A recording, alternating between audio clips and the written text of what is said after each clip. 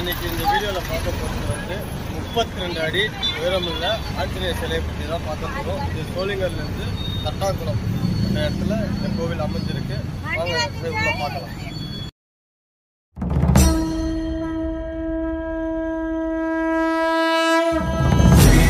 चरण सरोज राज दिन मनु मुकुर सुधारी हरणौ रघुबर विमल यशो दायक बल